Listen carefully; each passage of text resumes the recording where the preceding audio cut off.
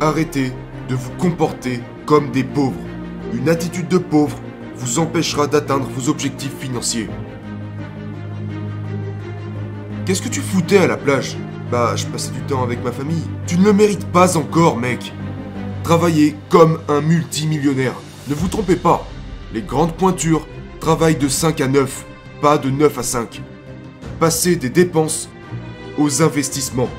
Quand tu crames de l'argent, quand tu dépenses de l'argent, quand tu utilises de l'argent, quand tu échanges de l'argent, assure-toi d'investir cet argent et de ne pas bêtement t'en débarrasser.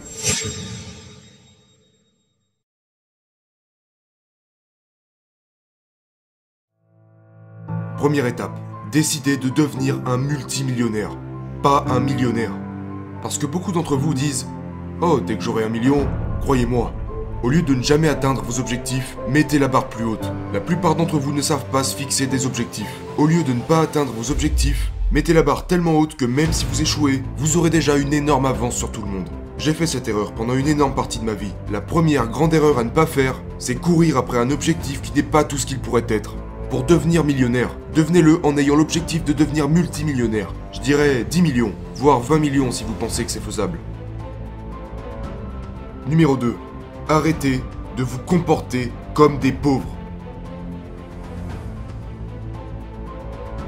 Arrêtez de vous comporter comme des pauvres. Je connais des gens qui ont de l'argent mais qui continuent de se comporter comme des pauvres. Vous connaissez des gens comme ça?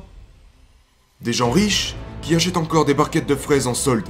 Des gens riches qui font la gueule devant le concessionnaire auto lorsqu'ils découvrent le prix de la voiture qu'ils s'apprêtent à acheter. Des gens riches qui ont beaucoup d'argent mais qui ne dépensent rien parce qu'ils disent « Mon Dieu, j'ai besoin de réfléchir. Ça coûte 800 $ de plus que ce que je pensais. » Alors qu'ils sont assis sur une tonne d'argent. Une attitude de pauvre vous empêchera d'atteindre vos objectifs financiers. D'accord? Vous n'obtiendrez pas ce que vous voulez en pensant et en vous comportant comme un pauvre. La drogue le week-end, l'alcool le week-end, dépenser son argent au lieu de l'investir, gâcher des week-ends, à la plage. J'ai dit à un gars hier, qu'est-ce que tu foutais à la plage ce week-end? Tu n'as pas d'argent. Qu'est-ce que tu foutais à la plage? Bah, je passais du temps avec ma famille. Tu ne le mérites pas encore, mec. Dépendre du gouvernement, lui faire confiance, chercher des raccourcis, une mentalité de victime, rejeter la faute sur les autres est une attitude de pauvre. Personne d'autre n'est responsable de mes échecs. J'étais au mauvais endroit, au mauvais moment, et j'ai pris les mauvaises décisions. Ne pas lire. Oui, mais je n'aime pas lire. On s'en fout que ça te plaise ou non. Les lecteurs sont des gagnants. Refuser de se faire un réseau d'amis et de voyager est aussi une attitude de pauvre.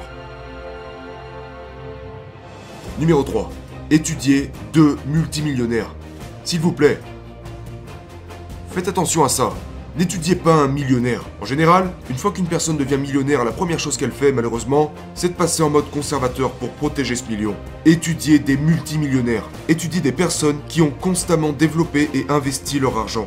Parce que les 10 ou 20 ou 30 ou centaines de millions de dollars qu'ils ont accumulés est le résultat de bonnes méthodes et d'une grande discipline. Et c'est ce qui fait qu'ils sont toujours en expansion. Vous n'avez pas besoin de 22 mentors. Étudiez 2 personnes profondément, qui ont fait les choses correctement. Étudiez 2 personnes intensément, plutôt que 20 personnes superficiellement. Si vous avez l'opportunité de passer 3 jours avec n'importe qui aurait accumulé 30, 40, 50, 100 millions de dollars, je vous promets que ça vous changera la vie. Mais limitez vos études à 2 personnes, pas 22 personnes. Ça vous évitera d'avoir des données et des informations en contradiction.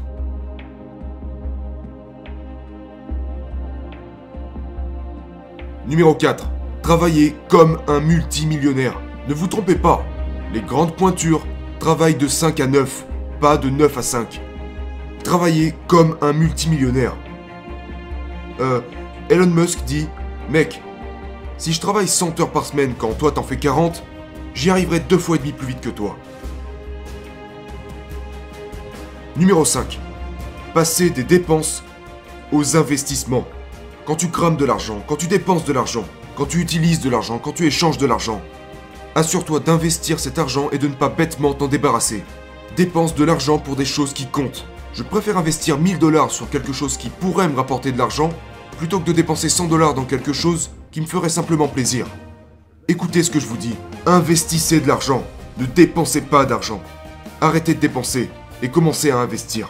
Je préfère dépenser 4 fois plus d'argent à emmener quelqu'un dîner qui pourrait éventuellement faire affaire avec moi à l'avenir que seulement dépenser de l'argent avec ma femme quand nous allons dîner. Arrêtez de dépenser et commencez à investir. Numéro 6. Créer plusieurs sources de revenus.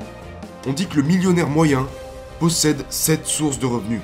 La vérité c'est que les gens que je connais, qui les ont créés, les déca-millionnaires que je connais, qui ont créé une richesse de plusieurs millions de dollars, ont des centaines de sources de revenus. Créez plusieurs sources de revenus. Pour vous, votre famille et vos entreprises. Vous devez avoir de multiples sources de revenus. Premièrement, faites le travail que vous faites, puis ajoutez-y de la valeur selon la position dans laquelle vous vous trouvez. Une prime. Ne demandez pas d'augmentation à votre patron. Cherchez à mériter une prime due à votre excellent travail. Voilà 3 sources de revenus que vous pouvez engendrer. Premièrement, votre travail. Soyez excellent dans ce que vous faites. Deuxièmement, créez une source de revenus extérieure par le biais de vos connaissances acquises durant ces 40 heures par semaine. Si vous travaillez comme tout le monde. Et la 3e source de revenus proviendrait d'une source extérieure à ce que vous faites pendant la journée. Peut-être des investissements, peut-être par le biais de votre famille, peut-être grâce à une autre activité que vous pouvez faire la nuit. Beaucoup de gens recherchent une augmentation de salaire, alors qu'ils devraient chercher à mériter une prime, ainsi qu'une seconde source et une 3e source de revenus qui proviendrait d'un endroit extérieur à leur simple lieu de travail. Numéro 7. Développez votre réseau. D'accord ? Jim Rohn a dit que vous êtes l'équivalent des 5 personnes avec lesquelles vous passez le plus de temps. Les gars, si vous n'avez pas encore d'argent, les gens avec qui vous devrez passer du temps sont les clients.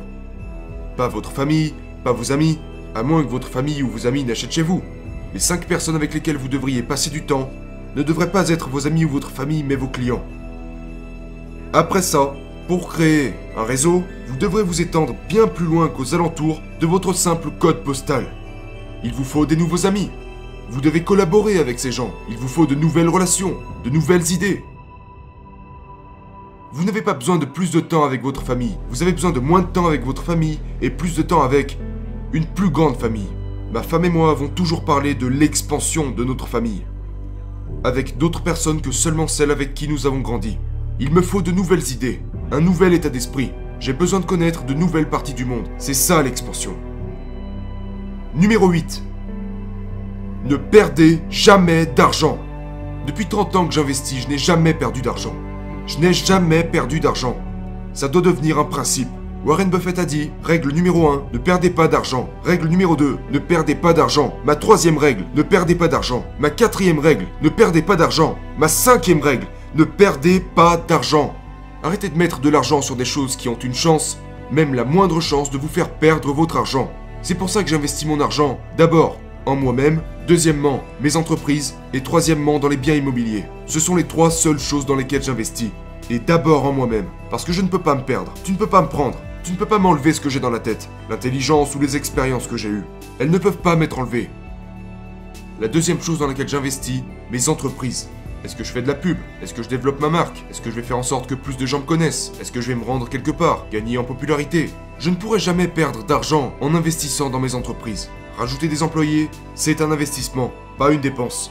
Et la 3e chose dans laquelle j'investis mon argent sont de vrais actifs qui produisent des flux de trésorerie sur une longue période de temps, sans qu'il y ait la moindre chance que je puisse perdre cet argent. La chance que je perde de l'argent en investissant en moi-même est nulle. Mes entreprises, très faibles. L'immobilier, tant qu'il rapporte des revenus sur une longue période de temps, il est presque impossible pour moi de perdre de l'argent dans des propriétés que j'ai achetées. Numéro 9. Prenez rapidement des décisions difficiles. Écoutez, vous devez être capable de prendre rapidement des décisions difficiles. Quand les choses se compliquent, ils disent que seuls les plus forts survivent. Mais en réalité, c'est que c'est lorsque les choses se compliquent que ceux qui réussissent prennent rapidement des décisions difficiles. C'est pourquoi les gens qui ont vraiment réussi sont souvent mal compris. Ils sont prêts à prendre de dures décisions, qui souvent ne les font pas bien paraître. Et c'est là qu'ils se font critiquer. Le truc c'est que, pour réussir financièrement, vous devrez prendre des décisions très difficiles. Mais quand vous les prendrez, prenez-les rapidement. Et numéro 10, n'abandonnez jamais, ne vous arrêtez jamais. Les gens extrêmement prospères financièrement ne s'arrêtent pas une fois qu'ils ont atteint leur objectif. Ils le réajustent et recommencent. Ils n'abandonnent pas non plus lorsqu'ils prennent un mauvais coup. Ils recalibrent et investissent dans une nouvelle direction sur laquelle ils s'engagent. Ils savent que leur objectif est atteignable, que leurs objectifs et nouveaux objectifs sont importants. et que ces objectifs en valent suffisamment la peine pour ne pas abandonner.